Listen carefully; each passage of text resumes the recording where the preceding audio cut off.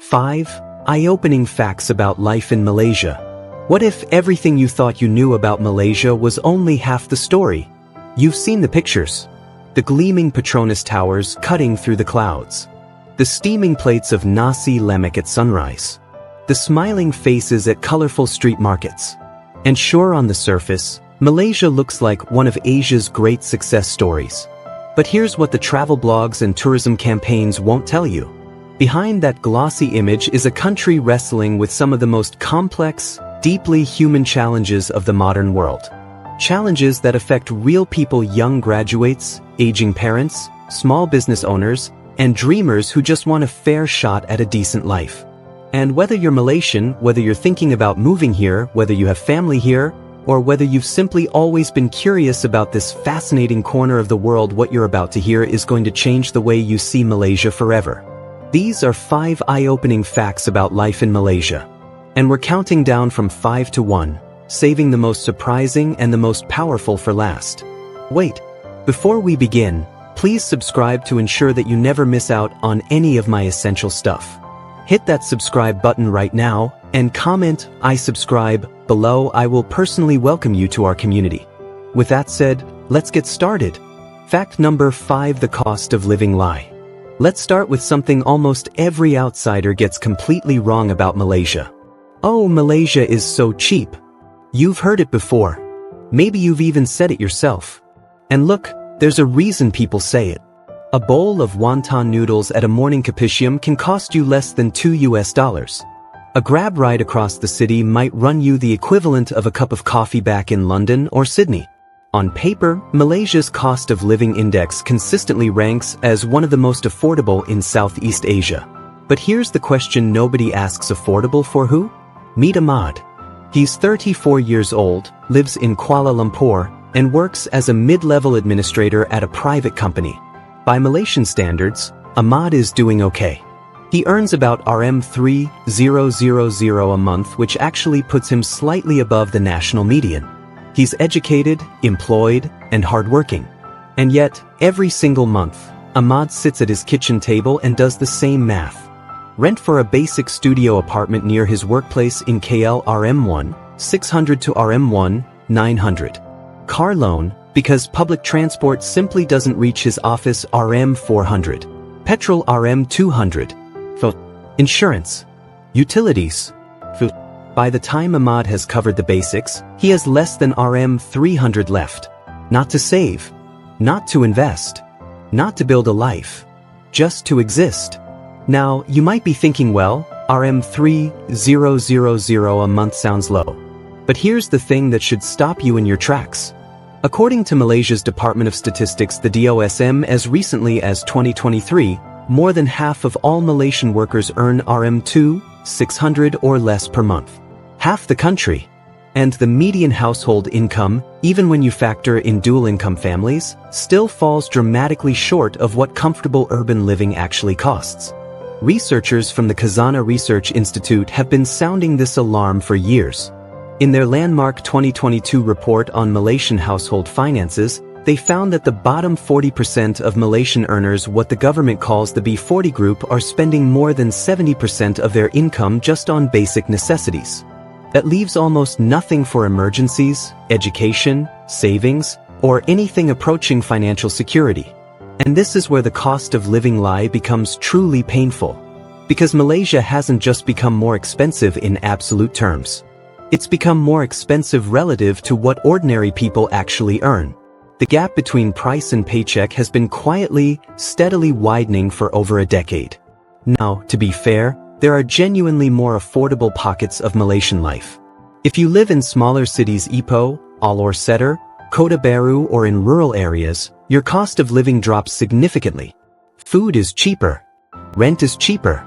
Life moves at a different pace, and your ringgit stretches further. But most of Malaysia's jobs, opportunities, and economic activity is concentrated in the Klang Valley in and around Kuala Lumpur.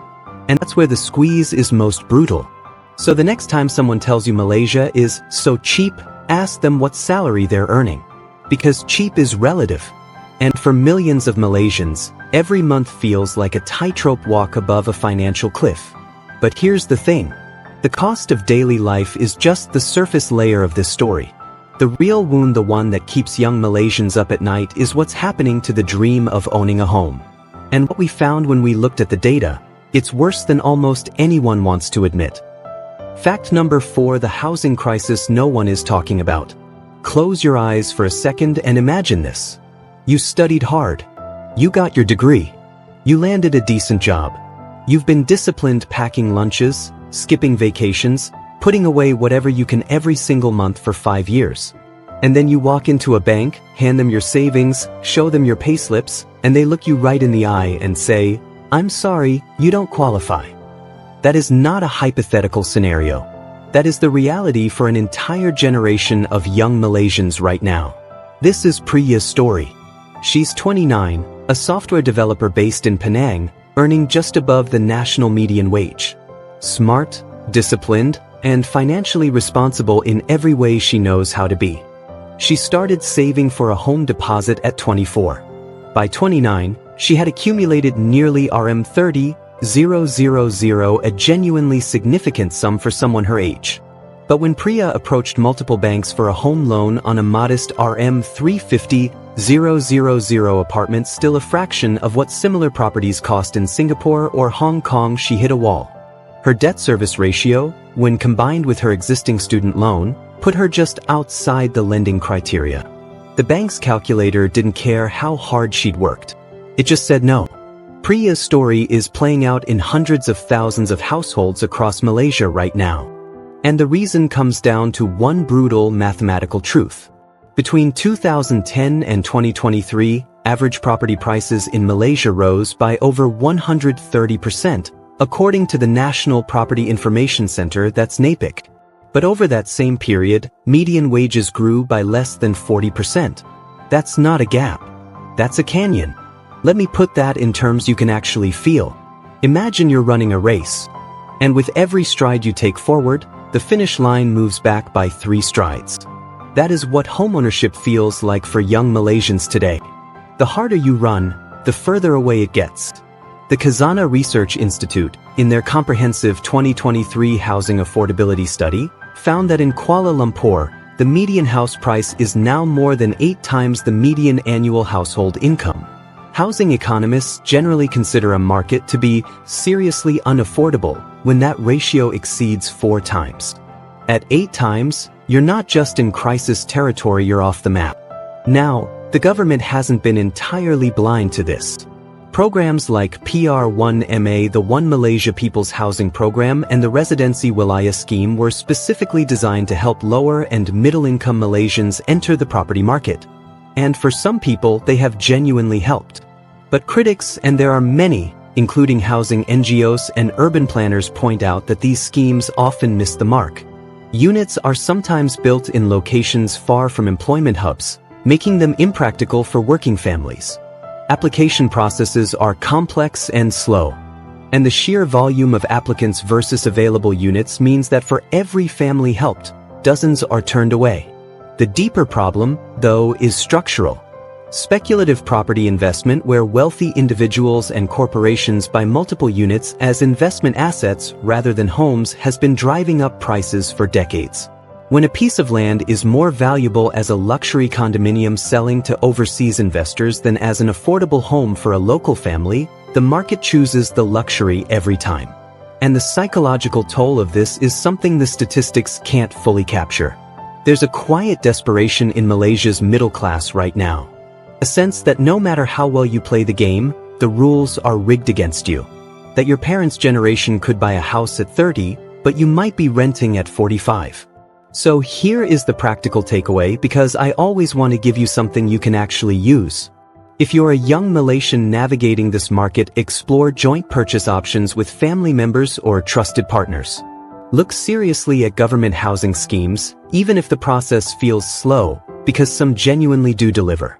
Consider towns within commuting distance of major cities where prices haven't yet spiked. And most importantly, educate yourself on property law, your legal rights as a buyer, and what financial ratios lenders are actually looking for. Knowledge in this market is a survival tool. But here's what makes the housing crisis even more alarming. It doesn't exist in isolation. It connects directly to something happening at the very top of Malaysia's economic pyramid, a slow, steady bleeding of the country's most valuable resource: its people. Fact number 3: the brain drain bleeding Malaysia dry. This one is going to sting a little, especially if you're Malaysian. Every single year, thousands of Malaysia's brightest, most talented, most ambitious young people make a decision. They graduate. They look at what Malaysia is offering them. They look at what the world beyond Malaysia's borders is offering them. And they choose to leave. Not forever, they tell themselves. Just for now. Just to gain some experience. Just to earn a little more and come back when the time is right. But the time rarely feels right. And most of them don't come back. Wei Ming grew up in Selangor, the son of a schoolteacher and a factory supervisor. He was the pride of his family, top of his class, won a place at one of Malaysia's best public universities, graduated with a first-class degree in electrical engineering. His parents threw a celebration dinner. The neighbors talked about him as an example for the community's children. 6 months after graduation, Wei Ming was in Singapore. His Malaysian job offer? RM3, 200 a month. His Singapore offer, at a company that actively recruits Malaysian graduates? SGD3, 800, roughly RM13,000 a month. For the same level of work. The same qualifications. The same young man. Wei Ming tells himself he'll come back to Malaysia someday. Maybe when he's more established. Maybe when things improve. But he's been in Singapore for 4 years now. He has a comfortable life, a social circle, and a career trajectory that Malaysia simply couldn't match. Coming back someday is getting harder to define. Wei Ming is not an exception. He's the rule. According to World Bank data compiled in 2022, more than 1.8 million Malaysians are currently living abroad. That number has been rising every decade since the 1990s. And critically, the people most likely to leave are the most educated, the most skilled, and the most mobile. In a major study by the Institute for Democracy and Economic Affairs Ideas Malaysia, over 60% of Malaysian diaspora surveyed cited better career opportunities and higher salaries as their primary reasons for not returning. Here's the economic irony that makes this truly devastating. Many of these graduates were educated in Malaysian public universities, funded by Malaysian taxpayers and government scholarships. Malaysia invests in producing talent and then watches as that talent builds Singapore, Australia, the United Kingdom, and the United States. Singapore has been particularly strategic about this. Neighboring Malaysia with a far smaller population and land area, Singapore has positioned itself as the destination for Malaysian professional talent for generations. The wage differential is so significant, often 3 to 4 times higher in equivalent roles, that from a purely financial standpoint, choosing Singapore over KL is almost a no-brainer for a young Malaysian professional. But it's not just Singapore. In 2023, Malaysian engineers, doctors, IT specialists, and academics were actively being recruited by Australia, Canada, Germany, and the Middle East, all offering visa pathways, competitive salaries, and career growth that Malaysia's domestic market struggles to match. Now, the Malaysian government is well aware of this. Programs like Talent Corporation Malaysia Talent Corp have been specifically tasked with attracting diaspora talent home. The Returning Expert program offers tax incentives and other benefits to Malaysians abroad who choose to return and contribute their skills domestically. And there are genuine success stories, entrepreneurs who came back, brought their experience, built companies, and created jobs.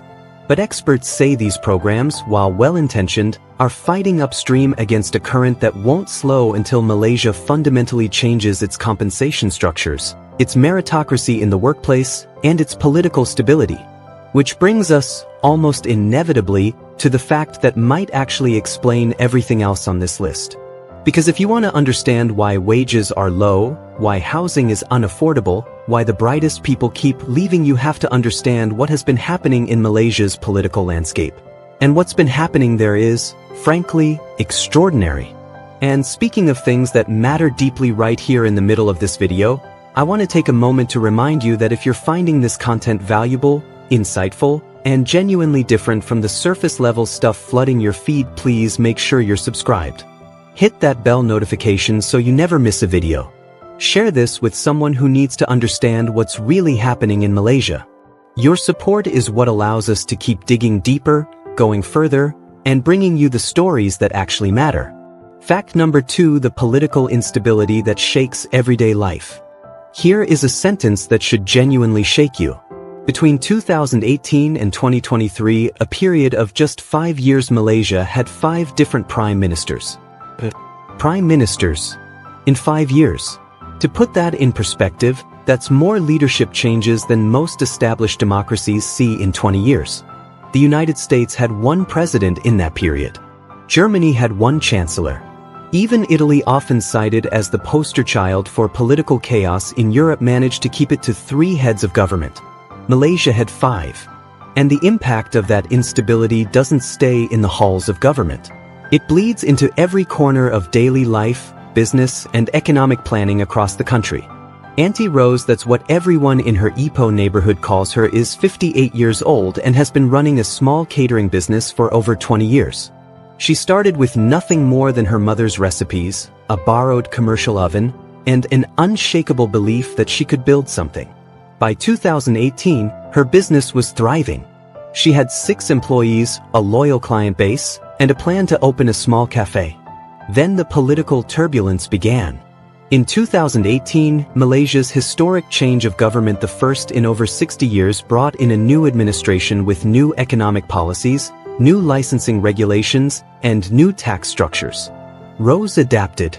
Then in 2020, that government collapsed midterm in what Malaysians call the Sheraton move, a political realignment that brought in yet another administration. New policies again. New rules again. Rose's cafe expansion plan, which had been moving forward under one set of municipal guidelines, suddenly required a completely different set of permits under the new local governance priorities. She paused. She waited. She watched another government come and go. Then another. I stopped planning, she told me, because every time I made a plan, someone changed the rules. Auntie Rose, that's what everyone in her Ipoh neighborhood calls her, is 58 years old and has been running a small catering business for over 20 years. She started with nothing more than her mother's recipes, a borrowed commercial oven, and an unshakable belief that she could build something. By 2018, her business was thriving. She had 6 employees, a loyal client base, and a plan to open a small cafe. Then the political turbulence began. In 2018, Malaysia's historic change of government, the first in over 60 years, brought in a new administration with new economic policies, new licensing regulations, and new tax structures. Rose adapted. Then in 2020, that government collapsed midterm in what Malaysians call the Sheraton move, a political realignment that brought in yet another administration. New policies again. New rules again. Rose's cafe expansion plan, which had been moving forward under one set of municipal guidelines, suddenly required a completely different set of permits under the new local governance priorities. She paused. She waited. She watched another government come and go. And then another. I stopped planning, she told me, because every time I made a plan, someone changed the rules. Rose's story is echoed by small and medium enterprise owners across Malaysia. The Federation of Malaysian Manufacturers and the SME Association of Malaysia have both documented in multiple reports how political instability creates what economists call policy uncertainty risk, where businesses delay investment, hiring, and expansion because they genuinely don't know which set of rules will be in effect when their plans come to fruition. The World Bank's Political Stability and Absence of Violence Index ranked Malaysia at 101st globally in its 2023 report. That places it well behind regional neighbors like Singapore, Brunei, and even Vietnam in terms of political predictability. For a country that spent decades positioning itself as a stable, investor-friendly destination, that ranking represents a serious reputational shift. The roots of Malaysia's political instability are complex and go back decades. The United Malays National Organization, UMNO, and its Barisan Nasional coalition governed Malaysia for 61 consecutive years from independence in 1957 all the way until 2018. When that dominance broke, the political landscape fractured into competing blocs, shifting alliances, and a parliament so divided that forming a stable majority became almost impossible. Add to that the deeply intertwined nature of race, religion, and politics in Malaysia, where ethnic Malay, Chinese, and Indian political interests often intersect, clash, and negotiate simultaneously, and you have a political system that structurally resists simple, stable majorities. The formation of the unity government in 2022 under Prime Minister Anwar Ibrahim, bringing together former rivals including PKR, DAP, and even elements of UMNO, was seen by many as a potential turning point. A genuine attempt to build cross-ethnic, cross-ideological stability for the first time in years. And as of 2023, the early signals are cautiously encouraging. Economic reform agendas have been introduced, corruption prosecutions have continued, and for the first time in years, Malaysia has gone more than 12 months without a major governmental crisis. But Malaysians are, understandably, cautious optimists. They've been burned too many times by promises of stability that didn't hold. The practical lesson for anyone living in or doing business in Malaysia right now: diversify. Don't build any financial plan around a single policy assumption. Stay informed about political developments because they genuinely affect your daily economic reality.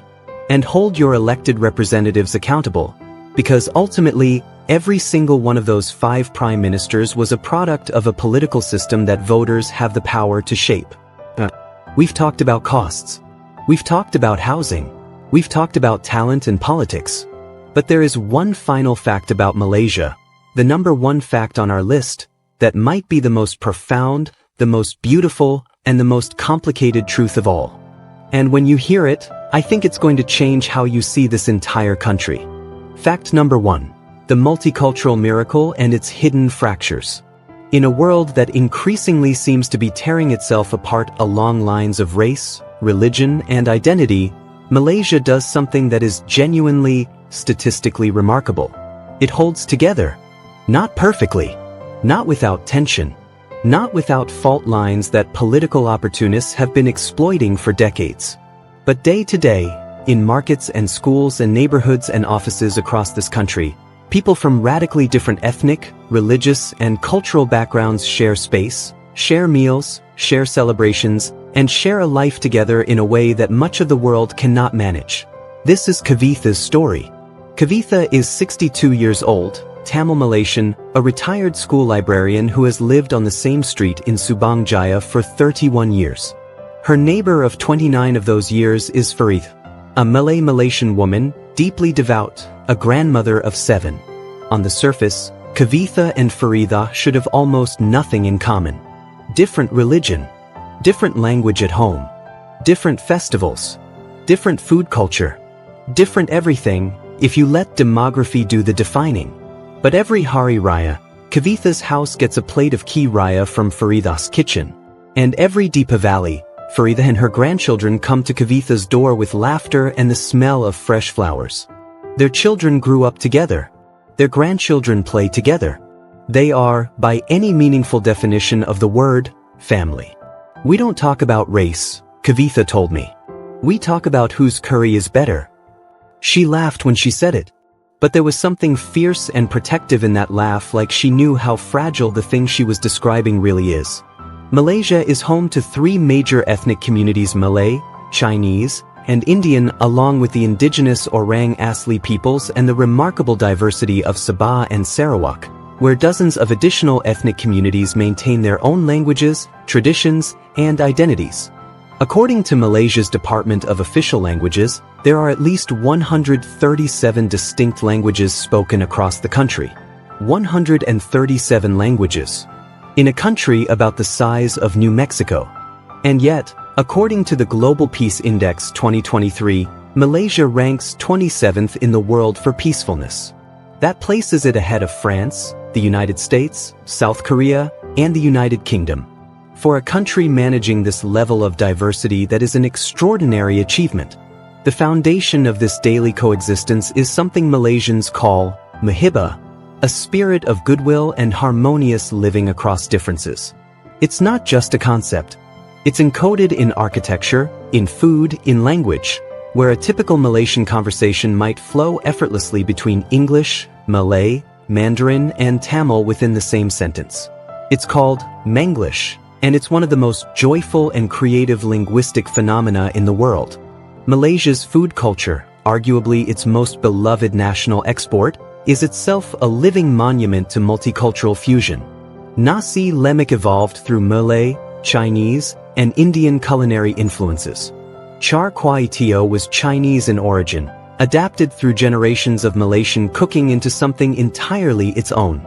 Mamak stalls run by Tamil Muslim Malaysian families are where students pull all-nighters, where football fans gather at midnight, where politicians and laborers sit on the same plastic chairs and eat the same roti canai. The Mamak stall is perhaps the most democratic institution in Malaysian society. But, and this is important, and I think Kavitha knew it when she laughed beneath the beauty of this daily multicultural life, there are fractures. Real ones. Political ones. And they deserve to be acknowledged honestly. The Malaysian political system has, from its very founding, been structured along ethnic lines. Different political parties have historically represented different ethnic communities. Affirmative action policies, specifically the new economic policy introduced after the racial violence of May 13, 1969, created a system of economic rights and privileges for the Malay majority, the Bumiputera, that has been politically contested, deeply personal, and genuinely complex in its outcomes for more than 50 years. Chinese Malaysians, many of whose families have been in Malaysia for 4 and 5 generations, sometimes describe a sense of being permanent guests in their own country. Tamil Malaysians, many descended from indentured laborers brought by the British, face their own questions of belonging and recognition. Academic research from the Merdeka Center for Opinion Research, Malaysia's leading polling organization, has repeatedly found that while Malaysians express high levels of positive sentiment toward other ethnic groups in personal interactions, trust in ethnic political institutions and concern about ethnic fairness in economic policy remain significant sources of national anxiety. A landmark study by the Center for Public Policy Studies in 2021 found that over 67% of young Malaysians, across all ethnic groups, want to see less race-based politics and more policy focus on economic opportunity regardless of ethnicity. They want the muhibah they live every day at school, at the Mamak, in their WhatsApp groups to be reflected in their government and their laws. And here is perhaps the most hopeful data point in this entire video. The same study found that 78% of young Malaysians, young people of all ethnicities, identified primarily as Malaysian when asked about their core sense of identity. Not Malay, not Chinese, not Indian, Malaysian. That number has been growing every year for a decade. Because here is the truth that I want you to carry away from this video. The same thing that makes Malaysia complicated, its dizzying, beautiful, occasionally explosive diversity, is also the thing that makes Malaysia genuinely extraordinary. The daily miracle of muhibah is not an accident. It is built, day by day, plate by plate, festival by festival, by ordinary people choosing connection over division. Malaysia's greatest strength and its greatest challenge are the same thing. It's people. And the real question is whether the political and economic systems that govern those people can ever catch up to the simple human decency that millions of Malaysians practice every single day. So let's quickly bring all 5 of these facts together, because the picture they paint collectively is more powerful than any one of them alone. Fact 5 showed us that the affordability story is more complicated than the tourist brochures suggest, and that millions of hardworking Malaysians are caught in a cost versus wage squeeze that demands urgent attention. Fact 4 revealed a housing market where the dream of ownership is being priced out of reach for an entire generation, and where structural reform, not just government schemes, is the only real solution. Fact 3 laid bare the brain drain that bleeds Malaysia of its most valuable resource and challenged us to ask what it would really take to make Malaysia a place its best and brightest choose to build their future. Fact 2 confronted the political instability that ripples through every corner of economic and daily life, while offering a cautious note of hope that stability may finally be taking root. And Fact 1, our most important fact, reminded us that behind every statistic, every policy failure, every economic challenge, there are real people. Diverse, warm, resilient, funny, creative people who have figured out something that much of the world is still struggling to learn. Malaysia is not a simple story. It never was. But it is a deeply human one. And human stories, the messy, complicated, beautiful ones, are always worth understanding. Before you go, I want to make sure you have everything you need to keep learning and keep growing. If this video gave you something, a new perspective, a fact you didn't know, a story that stayed with you, then please share it. Send it to someone who cares about Malaysia. Send it to someone who's considering moving here. Send it to someone who thinks they already know everything about it. And subscribe if you haven't already, because this channel goes places most channels won't. We don't just skim the surface. We go deep, we go honest, and we always come back with something real. Now here is the question I want you to answer in the comments right now, and I genuinely want to read every single response. If you could change just one thing about Malaysia, what would it be? The wages? The housing? The political system? The education? Or something else entirely that we didn't even cover today? And if you're watching from outside Malaysia, does your country face any of the same challenges? The brain drain? The housing crisis? The political instability? Are these Malaysian problems? Or are they human problems wearing a Malaysian face?